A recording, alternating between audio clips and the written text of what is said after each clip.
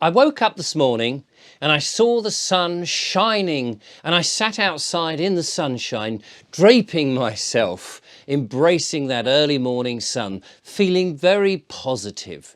And life is very positive at the moment. I think that I read somewhere that we've almost met, if not we have met, a critical mass of people who are beginning to be awake and understand what's been going on in the world. I don't know whether that's 15% or 18%. Somebody told me it could be as high as that yesterday. And it's amazing to think that actually you don't need everybody to be awake at this one stage to cause goodness to happen. You just need a certain critical mass so that the snowball, if you like, on the mountain is just about to start descending and then picking up all those other people as it does, as I believe will happen. And I thought to myself as I was sitting there in the sunshine, embracing the warmth, ready for another day and drinking a nice hot cup of tea, I thought to myself, do you know what an amazing time to be alive?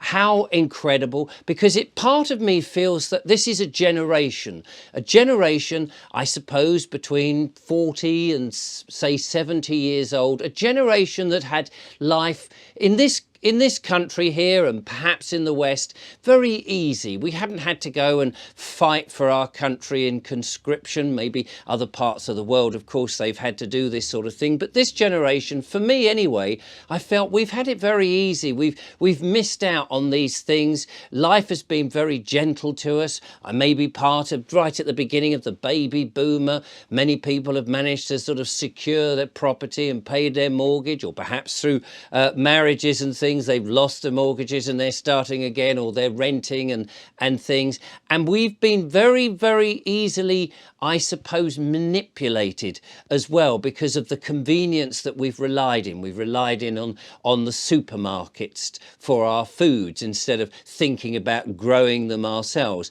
And perhaps some people have had allotments and have just tinkered with them. But what an amazing time to be alive now, where we've got these huge issues to deal with, and yet they're very empowering. They're very much something that gets the blood going through. It's something to focus on, that we're reorganizing ourselves and not just sitting there gawping at the big television and allowing mainstream media to tell us what to do. The last 3 years after that pandemic, when we were lied to by the government, when we were manipulated and cajoled to have perhaps a medical intervention that some of us have resisted and others unfortunately have taken on board. But it doesn't really matter now, because we're all in this together and we're beginning to realize that life has something, there is meaning, there is purpose, there is a journey for us all to take part on. And I'm extremely excited to be part of that. Now, I'm not saying it's not going to be easy, of course. These governmental figures, these puppet governments, the cabal, the Illuminati, these so-called elites, these globalists who've been planning this for centuries, they're not going to give up. But I feel that they're in a bit of a panic now, because we've got them on the run, because we've woken up. We're getting organised. We may not be the most organised bunch of people at the moment, but we're starting. We are awake. We're forming groups. We're forming communities. We're getting out to source organic food. We are rejecting the 5G. We're pushing back against digital IDs and central bank digital currency. We see the complete myth of global warming, man-made global warming. We're aware that there are such things as free energy, and these things are all going to happen. And these governmental bodies, the cabal, the Davos unelected WEF, they're all panicking because we, the people, have become so empowered. However, they're not going to give up, and I appreciate that, and we mustn't just take the rosy image and think that everything's going to be great, because I feel that there will be battles to be fought. But that said, we still have that purpose, and we are going to fight through this, and we shall win, which is great.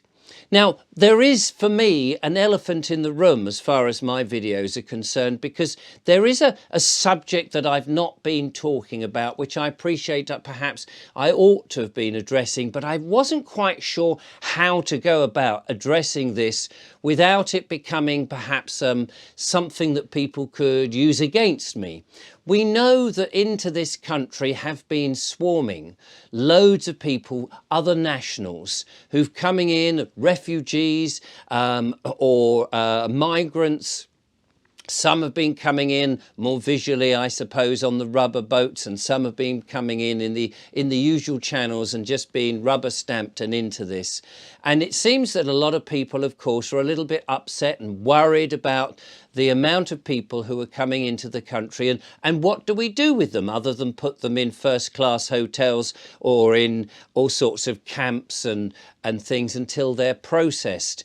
And we wonder why, of course, they're here of a certain age and mostly male, and what are we going to do with them? And of course, many rumours have gathered up, and people have said, oh, well, it's an EU army. They're here to implement what our army and our police force wouldn't do to their own people. And that may well be true. I don't know. For one thing, we do know that if the government is able to lock its own people in their houses and prevent them from going out and having a cup of coffee on a park bench or walking into the countryside without drones coming along, or the police swarming down and telling them to go home and stay indoors and wear masks. If the government is able to do that, sure as anything, they really, if they didn't want people to be coming into this country on these illegal journeys through the boats or through the back door, however it is they're coming in, then we know that they could have stopped them. So it seems to me that these people are actually here under invitation.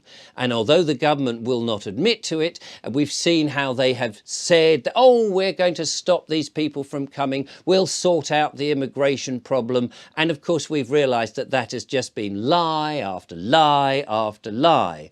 And so there may be a purpose for these people, and we can get very worried about that, because in many ways I think that maybe part of the reason that these people are here is to start at some point some civil unrest, to get people worried, to set one set of, I suppose, a culture against another culture. And then we'll see perhaps the need that the government will say, oh, golly, you know, we need to lock everybody down, or we need to have martial law, or we need to have some excuse to stop people having their freedoms again. And I think in some ways that might be, and it's only a suggestion, that might be why these people have been brought in the significant numbers. So what do we do about it? Do we panic? Do we hate these people? Do we push against it? Well, the thing is, you see, I don't think that hate is the right way of doing anything, because the karma will come back and affect us, and we don't really want to have that.